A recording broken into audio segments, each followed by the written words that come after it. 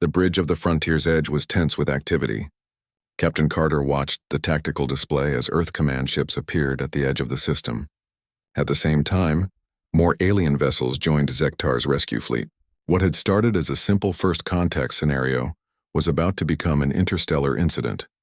"Captain," Commander Palmer reported, "I'm reading weapon signatures from both fleets. The Earth ships are charging their main guns, and the alien fleet is powering up some kind of energy weapons I've never seen before." Jake stood beside Captain Carter, feeling the weight of responsibility. "Captain, we have to do something before this turns into a shooting war. What do you suggest, Jake?" "Both sides think the other is a threat. Let me talk to Zektar. He might have an idea." In the medical bay, Zektar was working frantically with multiple communication devices. His forearms moved independently, sending messages to his fleet while monitoring human communications and running calculations on his portable computer. "Zektar, you have to help us stop this," Jake said. "Both fleets are preparing for battle." "I know," Zektar replied without looking up from his work. Fleet commander sent final warning. "Either I return immediately for mental evaluation, or they assume I have been completely compromised by human influence. What about your idea for finding middle ground? Can't you convince them to try?" Zektar finally stopped working and looked at Jake. "Fleet commander is not wrong to be concerned. I have changed significantly since contact with humans. My thought patterns, my priorities, my entire approach to problem solving has shifted." Jake felt guilty. "I'm sorry. We didn't mean to change you." "Do not apologize," Zektar said firmly. "Changes feel positive to me. I am thinking more clearly, solving problems more efficiently, considering possibilities I never would have imagined before. But your people see that as proof that humans are dangerous." "Yes. And from their perspective, they are correct." Zektar activated a holographic display showing brain scan data. "These are my neural activity patterns from before and after contact with humans. Changes are significant and measurable." Jake studied the scans. Even without understanding alien neurology, he could see the differences. Zektar's brain activity had become faster and more complex. "But here is what my people do not understand," Zektar continued. "Changes are not forced or artificial. Human presence does not control minds. It simply provides example of different way of thinking. Other species choose to adapt because human methods work better for many problems." Dr. Walsh entered the medical bay with urgent news. "Jake, Captain Carter wants you on the bridge. The Earth fleet is demanding we turn over the alien for debriefing. They think Zektar has valuable intelligence about alien technology." Jake felt sick. That's exactly what his people are afraid of. "There's more," Amy continued. "The alien fleet sent a message saying they'll attack any human ship that tries to leave the system with their crew member." Zektar stood up quickly, moving with the enhanced speed and coordination he'd developed over the past few days. "Time for talking is ending. Soon there will be only fighting. Then we have to try your middle ground approach now," Jake said. "Even if it's risky." "Very risky," Zektar agreed. "If it fails, we'll make situation worse. But if it succeeds..." He paused, his scales shifting to a pattern Jake had learned indicated deep thought. "If it succeeds, could change galaxy forever." Zektar gathered his communication equipment and headed for the bridge. Jake followed, wondering what his alien friend had planned. On the bridge, Captain Carter was dealing with demands from both fleets. Earth Command wanted her to deliver Zektar for interrogation. The Saurian fleet wanted her to release him immediately for mental evaluation. "Captain," Zektar said, "request permission to broadcast message to both fleets on open channel." "That's not a good idea," Commander Palmer objected. "Anything you say will be heard by both sides." "That is the point," Zektar replied. "Both sides need to hear same message." Captain Carter considered the request. "What kind of message?" "Proposal for new type of contact protocol. Way for humans and galactic civilizations to interact safely."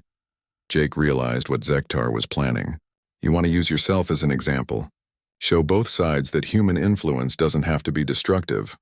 "Exactly. I will demonstrate that alien can work with humans and still remain essentially himself. Changed but not compromised." Captain Carter opened the communication channel. "All ships, this is Captain Carter of the human vessel Frontier's Edge.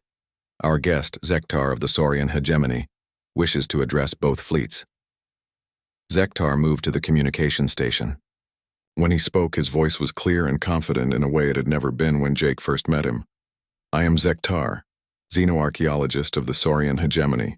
I speak to both human and Saurian fleets with proposal that may prevent conflict and create new possibilities for galactic cooperation. The bridge was silent as Zektar continued. For 4 days, I have worked closely with humans. Galactic protocols predict that this contact should have compromised my mental independence and made me dangerous to my own civilization. Saurian Fleet Commander is correct that my thought patterns have changed significantly. Jake could imagine the reactions on both fleets. The humans would be confused about why changing thought patterns was considered dangerous. The Saurians would see this as confirmation of their worst fears. However, Zektar continued, I propose that these changes represent evolution rather than corruption. Working with humans has not made me less Saurian. It has made me a better Saurian. Zektar, what are you doing? Jake whispered. Showing them new possibility. Zektar replied quietly, then spoke into the communicator again. I propose establishment of joint research station in neutral space. Humans and galactic species would work together, but with strict protocols, limited contact time to prevent overwhelming cultural changes, gradual technology sharing to allow proper adaptation periods. Most importantly, voluntary participation only. The communication channel remained silent. Zektar waited patiently, then added one final statement. I volunteer to be first ambassador to this joint station. I will serve as proof that human-alien cooperation can be beneficial rather than destructive. If experiment fails, Saurian fleet may destroy station and all participants to prevent spread of dangerous ideas. Jake stared at his friend. Zektar, you're risking your life on this. All first contact situations involve risk, Zektar replied. Question is whether risk is worth potential benefits. The response came from the Saurian fleet first. The fleet commander's voice was cautious but interested. Zektar, you propose to remain permanently changed by human contact? I propose to demonstrate that change can be controlled and beneficial. That humans and galactic civilizations can learn from each other without destroying each other. The Earth Command response was more direct. This is Admiral Hayes of the Earth Defense Fleet. Are you suggesting that human expansion has been threatening other civilizations? Captain Carter answered before Zektar could respond. Admiral, we've learned that human contact methods have been unintentionally destabilizing to other galactic cultures. Zektar is proposing a way to make future contact safer for everyone. After several minutes of silence, the Saurian Fleet Commander spoke again. Proposal has merit but requires approval from Hegemony Council. Zektar, you understand that participating in this experiment may make permanent return to Saurian space impossible? I understand, Zektar replied. But if experiment succeeds, return may not be necessary. Galaxy may become place where all species can coexist and learn from each other. Admiral Hayes responded for the human fleet. Earth Command will consider this proposal, but we need more details about these alleged destabilizing effects. Jake realized that Zektar had accomplished something remarkable. Instead of a battle between two fleets, there was now a conversation about cooperation. It might not succeed, but at least both sides were talking instead of shooting. Captain, Zektar said to Carter, request permission to transmit complete galactic contact records to Earth Command. They need to understand full scope of situation before making decisions. Captain Carter nodded. Permission granted. As Zektar transmitted the data, Jake thought about what the alien had accomplished. By admitting that humans had changed him while demonstrating that he was still fundamentally himself, Zektar had shown both sides a new possibility.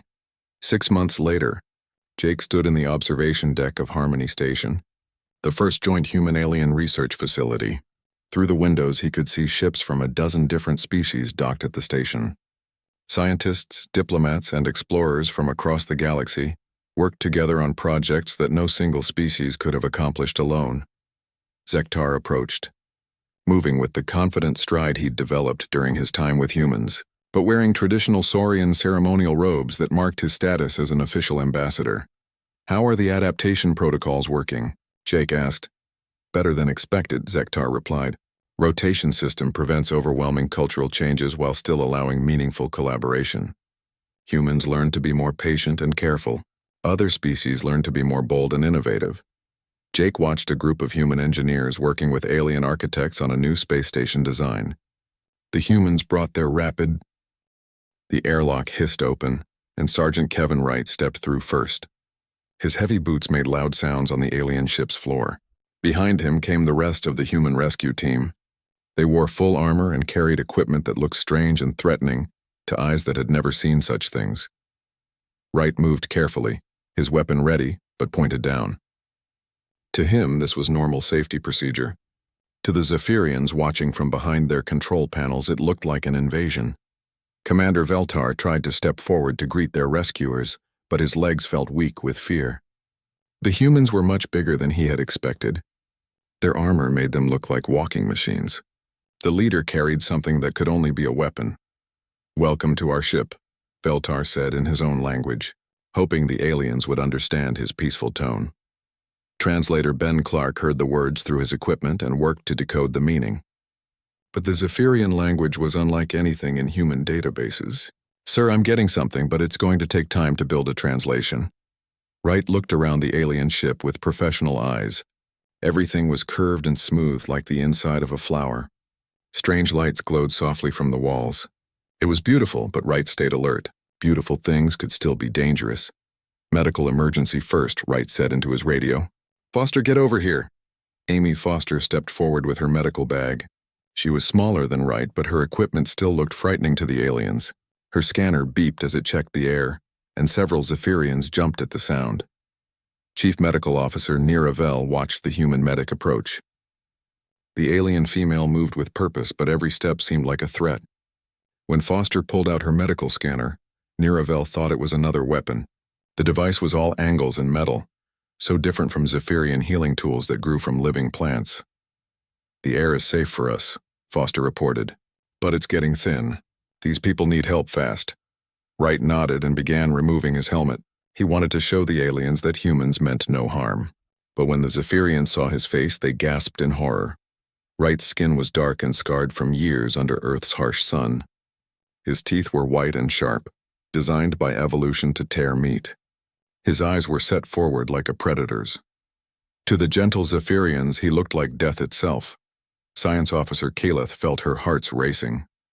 The alien's face was clearly built for hunting and killing. Those forward-facing eyes meant this creature was used to tracking prey. Those sharp teeth meant it ate other living things. And those scars meant it had survived many battles. "Stay back," Kaleth whispered to her crewmates. "These are not peaceful beings." But the humans did not understand the fear they were causing. Wright smiled, trying to look friendly.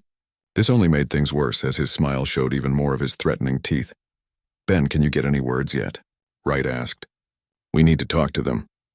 Translator Clark worked frantically at his equipment. He had managed to identify some basic concepts, but the alien language was built on ideas humans had never needed. Words for perfect harmony, for growth without conflict, for peace that lasted forever.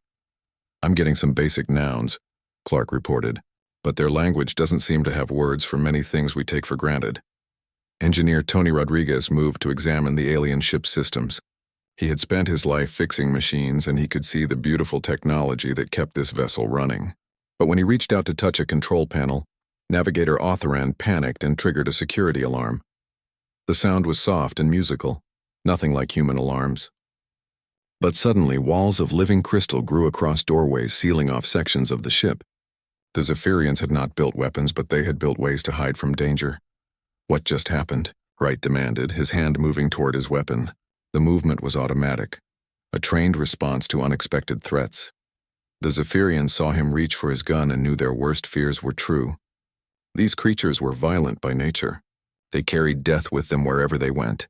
Even when they came to help, they were ready to kill. Veltar found his voice. "Please," he said, hoping the word would translate. "Please do not hurt us. We will do whatever you ask."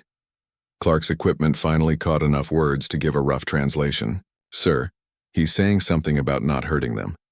I think they're afraid of us." Wright was confused. "Afraid? We're here to help them. Why would they be afraid?" He holstered his weapon and held up his empty hands. But even this gesture was misunderstood. The Zephyrians had never seen hands used for violence, so they did not know what it meant when someone showed empty palms. Foster tried to approach one of the sick aliens with her medical equipment. Chief Medical Officer Nira Vel was clearly dying from the bad air, but she crawled away from the human medic like Foster carried plague. I'm trying to help, Foster said gently, but her words meant nothing to beings who could not understand them. Rodriguez finally figured out how to bypass the security system. The crystal walls dissolved, but this only frightened the aliens more. To them, it looked like the invaders could break through any defense. Their life support is failing, Rodriguez reported, but the technology is amazing. It's all biological, grown rather than built. I think I can fix it, but I need to understand how it works. Kelleth watched the human engineer study their systems. His scanner moved over the living walls of their ship, and she realized with horror that these beings used machines to learn about life itself. They were not just predators. They were predators who used technology to hunt better. Wright tried again to make peaceful contact. He approached Commander Veltar slowly, speaking in a calm voice. We're here to help. Your ship called for rescue. We want to save your lives. But Veltar heard only harsh sounds from a creature that looked like it could kill with its bare hands. The human leader was trying to communicate, but every word sounded like a threat to ears that had never heard aggression in any voice. The situation grew worse when Clark finally managed to establish basic communication through mathematical concepts.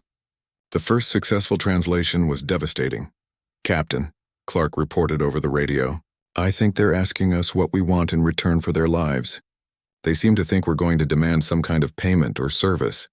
Morrison's voice came back immediately. Tell them we don't want anything. We're just helping because it's the right thing to do. But when Clark translated this concept, it made no sense to the Zephyrians. In their experience, every action had a purpose. Nothing was done without reason. If these powerful beings wanted nothing in return for saving lives, then they must want something so terrible that they could not speak of it directly. The rescue mission was turning into a nightmare of misunderstanding. The humans grew frustrated as their every attempt to help was met with fear. The Zephyrians grew more terrified as they convinced themselves that these creatures were so dangerous that they toyed with their prey before striking. Neither side understood that they were looking at the universe through completely different eyes. The humans saw frightened people who needed help. The Zephyrians saw death machines that had learned to wear the masks of mercy. Commander Veltar forced himself to stay calm as the terrifying aliens worked on his ship. Despite his fear, he had to try to communicate with these creatures. His people were still dying, and these beings seemed to be helping, even if their motives were unclear. Linguist Sarah Martinez had joined the rescue team and was working with Ben Clark to build better communication. She was fascinated by the alien language, but every breakthrough seemed to make things worse instead of better. I think I can establish basic concept sharing, Martinez told Wright, but their language is so different from ours. They have dozens of words for different types of peace, but I can't find any words that mean conflict or competition. When Martinez finally managed to create a working translation system, Veltar attempted formal first contact, but every word he spoke seemed to terrify his own crew more. We are grateful for your assistance, Veltar said carefully. We are peaceful beings who study plant life throughout the galaxy. We mean no harm to anyone. The translation came through clearly and Wright nodded. We understand. We're also peaceful. We're explorers and protectors. We help people who are in trouble. But when the word protectors was translated into Zephyrian, it carried meanings that chilled their blood. To protect something, you had to be able to destroy its enemies. These beings were admitting they were killers, even if they called it by a prettier name. Engineer Rodriguez had been working on their life support system and finally managed to restore proper airflow. The Zephyrians felt immediate relief as fresh oxygen filled their lungs, but their gratitude was mixed with greater fear. Sir, Science Officer Kelleth whispered to Veltar, the alien engineer understood our technology in minutes. Systems that took our best minds years to develop, he fixed like it was simple. These beings are not just dangerous, they're incredibly intelligent. The situation grew more complicated when Captain Morrison decided to share human emergency rations with the starving Zephyrians. The food packages were designed to keep humans alive in harsh conditions, but to plant-eating aliens, they were proof of humanity's savage nature. Foster opened a ration pack and offered it to the weakest Zephyrian. Inside were processed meats, dried fruits, and energy bars. Chief Medical Officer Niravel took one look at the meat and became sick. They eat flesh, she gasped. They consume other living creatures for survival. The horror spread through the alien crew like wildfire.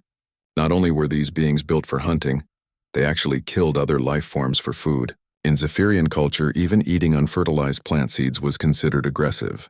The idea of eating muscle tissue from dead animals was beyond their worst nightmares. Martinez tried to explain human dietary needs, but this only made things worse.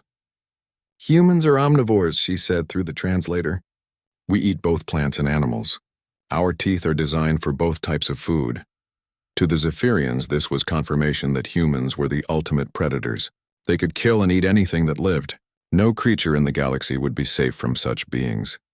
The crisis deepened when Rodriguez noticed the aliens' database system and suggested sharing information to improve understanding. With innocent intentions, he connected his tablet to their network and uploaded basic human cultural files. What the Zephyrians found in those files convinced them they had summoned demons from the darkest parts of space. Human history was full of wars, competition, and survival struggles. Pictures of soldiers, athletes, and even children playing competitive games looked like training for violence to beings who had never known conflict. Cultural analyst Wexnan studied the human files with growing terror. "Commander, these beings worship conflict. They have thousands of words for different types of fighting. They tell stories about heroes who kill their enemies. They even train their young to compete against each other." Veltar read the files himself and felt his hope dying. Humans had something called sports where they fought each other for entertainment. They had armies dedicated to organized violence. They had governments that controlled their people through the threat of force. But the worst discovery was human philosophy. Concepts like survival of the fittest and necessary evil seemed to prove that humans believed violence was not just natural, but good. They had built their entire civilization on the idea that the strong should dominate the weak. On the human side, the crew was becoming frustrated with the aliens' continued fear. Pilot Eric Johnson and navigator Chris Brown couldn't understand why their rescue efforts were being treated like an invasion. "We fixed their ship. We gave them food. We're trying to talk to them," Johnson complained. "What more do they want?" "Maybe they're just not used to meeting new people," Brown suggested. "Some species might be naturally shy." But Medical Officer Rachel Torres was more concerned. "Captain Morrison, something's wrong here. They won't let me examine their sick crew members. They act like my medical equipment is going to hurt them. I can't help people who won't let me touch them." The misunderstanding reached a critical point when automatic systems on the Zephyrian ship began broadcasting detailed reports of the encounter to their home fleet. The messages were coded as urgent warnings about a new and terrible threat. "Emergency alert to all Zephyrian vessels," the automated system transmitted. "First contact with hostile species confirmed. Beings calling themselves humans have boarded our vessel. They are heavily armed, technologically superior, and appear to be apex predators. They consume other life forms and worship violence. They claim to be peaceful but carry weapons of mass destruction. Recommend immediate defensive measures." The message was received by Zephyrian ships throughout their space. Within hours, every peaceful member of their species knew that somewhere in the galaxy, there lived creatures so terrible that they made weapons as naturally as birds made nests. Back on the alien ship, Wright was trying one more time to establish friendly relations. He removed his armor completely, hoping to look less threatening. But his military uniform underneath was covered with insignia that showed his rank and unit. To the Zephyrians, these symbols looked like warnings about how many kills he had made. "Look," Wright said, speaking directly to Veltar, "I know we look scary to you. But we're good people. We risk our lives to save strangers. That's what we do." The translation of "risk our lives" was particularly disturbing to Zephyrian ears. These beings were so comfortable with danger that they sought it out voluntarily. They actually chose to put themselves in situations where they might die. This was not bravery to the peaceful aliens. It was proof of insanity. As the rescue operation continued, both sides remained trapped in their misunderstanding. The humans saw frightened people who needed protection and couldn't understand why their help was unwanted. The Zephyrians saw death incarnate wearing masks of kindness and couldn't understand why the universe had cursed them with such a meeting. Neither group realized that their first contact was being broadcast across space, creating panic among billions of peaceful beings who had never imagined that somewhere in the darkness, there lived creatures who had turned survival into an art form. On the Zephyrian homeworld, panic spread through the Council of Harmony like poison through clear water. Council Speaker Auraleth read the emergency reports with growing horror. The peaceful civilization that had never known war was suddenly faced with news of creatures that seemed to live for violence. "Are we certain these reports are accurate?" asked Council Member Thyronol, her voice shaking. "3 different ships have confirmed the details," replied Defense Coordinator Zarowin. The Zephyrians had no real military, so Zarowin's job had always been to coordinate rescue operations and disaster relief. Now she faced something no Zephyrian had ever prepared for. These humans carry weapons as naturally as we carry our growth sensors. They speak casually of death and violence. They even consume the flesh of other living beings. The council chamber, normally filled with gentle music and the scent of flowering vines, felt cold and frightening. Emergency sessions were rare in Zephyrian society, and this was the first one ever called because of an external threat. "What do we know about their technology?" Auraleth asked. Science advisor Kethriel had been studying the transmitted data all night. "Their ships are more advanced than ours in many ways, particularly in areas we never thought to develop. They have weapons that can destroy entire vessels. They have armor that can protect them from the vacuum of space. Their engineering skills are remarkable. They understood and repaired our biosystems in minutes." "How many of them are there?" another council member asked. "Unknown," Zarowin replied, "but the initial contact involved multiple ships. If these are just their scouts, their main force could be massive." Meanwhile, in space near the rescue site, Admiral Patricia Hayes arrived with a small human fleet to formalize first contact. She brought 3 additional ships, 2 science vessels and 1 diplomatic cruiser. To human eyes, it was a peaceful exploration fleet designed to establish friendly relations with a new species. But to Zephyrian observers, it looked like the arrival of an invasion force. The human ships moved in perfect formation, their weapon systems visible even when powered down. The lead vessel transmitted signals that the aliens interpreted as demands for surrender. Captain Morrison received new orders from Admiral Hayes. "Jake, we're going to establish a proper first contact protocol. Bring their leadership to my ship for formal negotiations."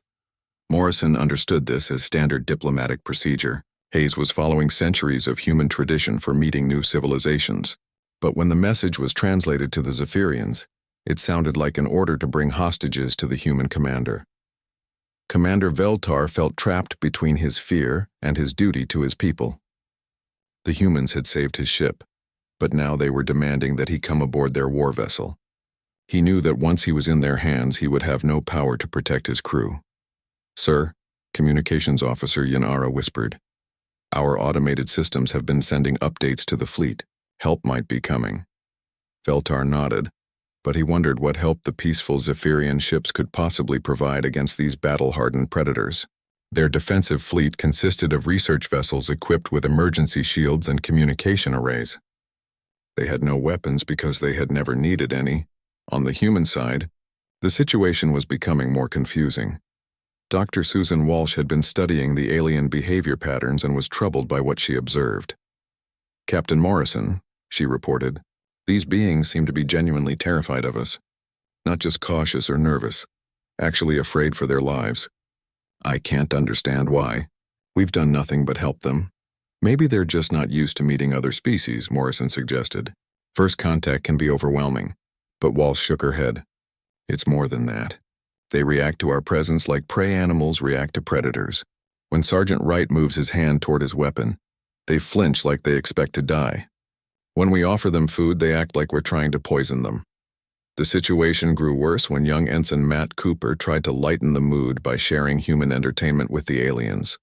He thought that showing them movies and sports would help them understand that humans were capable of fun and creativity, not just survival.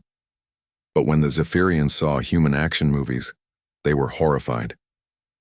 To them, these looked like training films that taught violence and glorified destruction. When Cooper showed them footage of football and boxing, they interpreted these as ritual combat where humans practiced killing each other for the entertainment of crowds.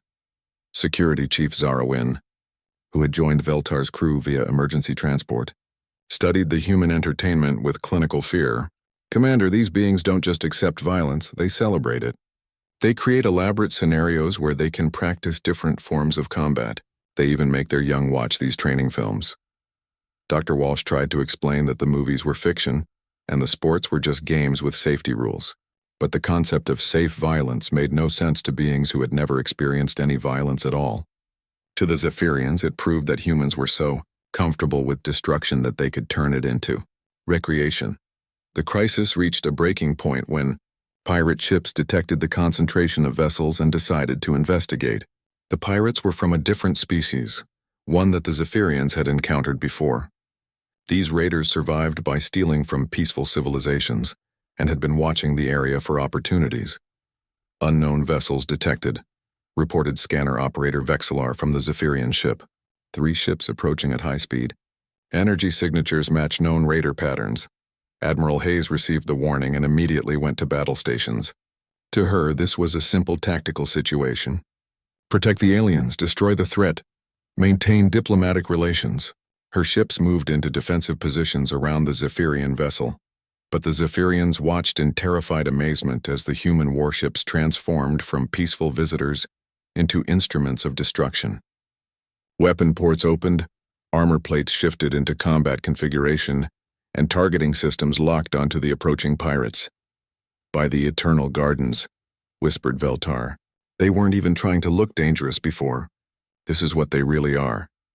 The human fleet prepared for battle with efficiency that had been practiced for generations.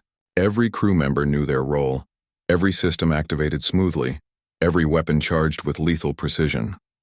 To humans, this was just professional competence.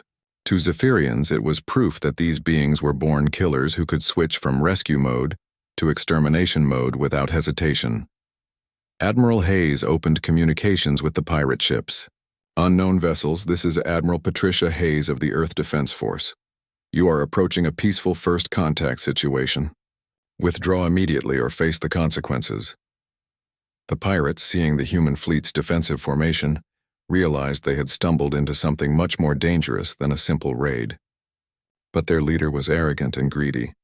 Humans, he transmitted back, we claim salvage rights on the disabled alien vessel. Withdraw or we will take it by force. Hayes' response was calm and professional. Negative. We are conducting rescue operations and formal diplomatic contact. This is your final warning. The Zephyrians listened to this exchange with growing dread. The humans spoke of violence like other beings spoke of weather, calm, matter-of-fact, and utterly without emotion. These creatures could discuss death and destruction without their voices even changing tone. As the pirate ships continued their approach, the human fleet finished its preparations. Admiral Hayes gave the order that would change everything. All ships prepare to engage. Rules of engagement. Protect the alien vessel at all costs. Show these pirates what happens when they threaten our new friends. The Zephyrians realized, with horror, that they were about to witness what humans called friendship. These predators were preparing to kill other beings not for food, not for territory, not for resources, but simply because those beings threatened someone the humans had decided to protect. It was, from the Zephyrian perspective, the most terrifying demonstration of loyalty they could imagine. The space battle began with a flash of energy that lit up the darkness. The pirate ships opened fire first, their crude weapons targeting what they thought was an easy prize. But the human response was swift and devastating.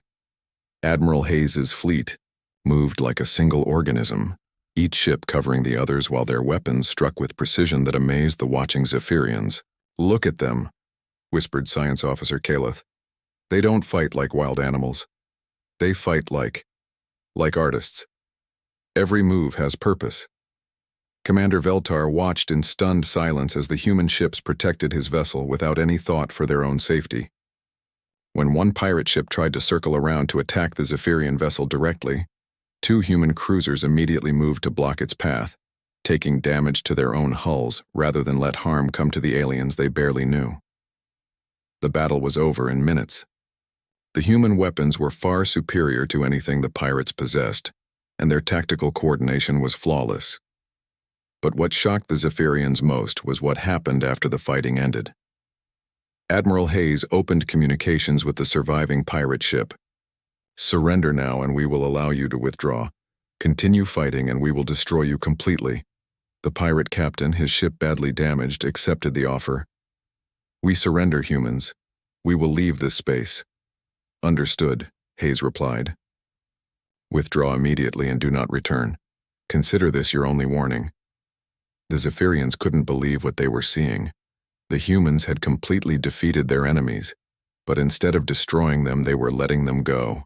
These creatures who seemed so comfortable with violence were showing mercy to beings who had tried to kill them. Why? Veltar asked through the translator. Why did you let them escape? They attacked you. Captain Morrison, who had been coordinating the battle from his ship, answered simply, because the threat was over. We don't kill unless we have to. We fight to protect, not to destroy. But this explanation only confused the Zephyrians more. How could beings be so efficient at violence yet so reluctant to use it? How could they switch from deadly warriors to merciful protectors in the space of a heartbeat? The answer came from an unexpected source. During the battle, communications specialist Lisa Grant had been injured when a piece of equipment fell during the ship's maneuvering. It was a minor cut on her hand, but she cried out in pain and fear. Medical officer Rachel Torres immediately rushed to help her, but the injury was bleeding heavily. Grant was clearly in distress, her face pale and her hands shaking. For the first time, the Zephyrians saw a human showing vulnerability and fear. Chief Medical Officer Niravel, watching through the video link, felt something she had never experienced before. The sight of another being in pain triggered her deepest instincts as a healer. Without thinking, she moved toward the airlock that connected the ships. Wait, Commander Veltar called. What are you doing? She's hurt, Niravel replied. I can help her. Our healing techniques are more advanced than theirs. It was the first time since contact began that a Zephyrian had volunteered to approach the humans. Veltar watched in amazement as his medical officer overcame her terror to help an injured alien. The meeting between Niravel and Rachel Torres in the ship's corridor changed everything. When the Zephyrian healer saw Grant's injury up close, she understood that humans could feel pain just like her own people. When she applied Zephyrian healing gel and the human's suffering eased, she realized that kindness was universal. Thank you, Grant said through the translator, tears in her eyes. Thank you for helping me. Niravel looked into the human's eyes and saw something she had missed before. Behind the predator's features was genuine gratitude and warmth. These beings could be gentle when gentleness was needed. Dr. Susan Walsh seized this moment to establish real communication. She sat down with Science Officer Kaleth and began sharing the true story of human evolution. But instead of focusing on humanity's capacity for violence, she explained why humans had developed that capacity. Our world was not kind to us, Walsh explained. We had to become strong to survive. But we also had to become cooperative. A single human cannot live alone on Earth. We need each other. So we learned to be fierce with our enemies and gentle with our friends. Kaleth listened with growing understanding. You became dangerous so you could protect what you love? Exactly, Walsh nodded. We fight not because we enjoy it, but because sometimes fighting is the only way to preserve peace. The breakthrough continued when Commander Veltar finally agreed to meet with Admiral Hayes face-to-face. The meeting took place on neutral ground, in a shuttle bay that both sides could access easily. Hayes was a tall woman with graying hair and kind eyes. She had commanded fleets and fought battles, but when she spoke to Veltar, her voice was gentle and respectful. Commander, she said, I understand that we frightened you. That was never our intention. We are explorers and protectors, not conquerors. We want to learn from you as much as we hope you can learn from us. Veltar studied the human admiral carefully. Her ship could have destroyed his entire fleet, but she spoke to him as an equal. Her people had just fought a battle to protect his, but she showed no arrogance or expectation of gratitude. Why did you save us? Veltar asked. What do you gain from helping strangers? Hayes smiled, and for the first time a human smile didn't look threatening to Zephyrian eyes. We save you because saving life is what good people do. We gain the knowledge that we acted with honor, and perhaps, if we're fortunate, we gain new friends. The word friends translated perfectly, and its meaning resonated through both cultures.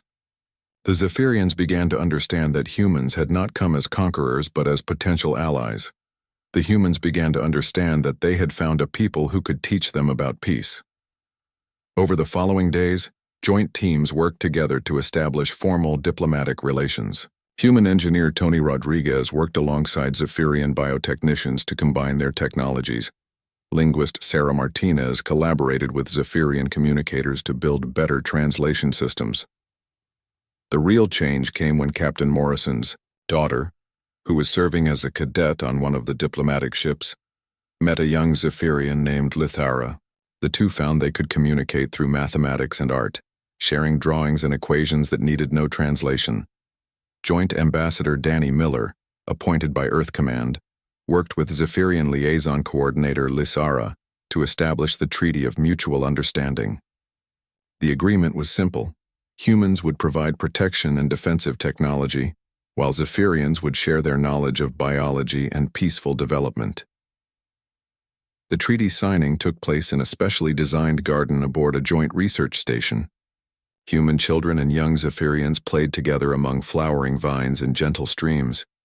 The former enemies had become partners in exploring the galaxy. "You know," Admiral Hayes said to Commander Veltar as they watched the children play, "your people may have done us the greatest favor possible." "How so?" Veltar asked. "You showed us what we could become if we ever learned to live without fear," Hayes replied. "And perhaps we showed you that strength and gentleness can exist in the same heart." The story that began with a desperate distress signal had become the foundation for an alliance that would change both species forever. The Zephyrians learned that not all dangerous things were evil, and the humans learned that not all peaceful things were weak. In the end, the SOS that seemed to seal the Zephyrians' fate had actually saved them in ways they never expected. They had called for rescue and found not just salvation, but a new understanding of what it meant to be truly safe in a dangerous universe.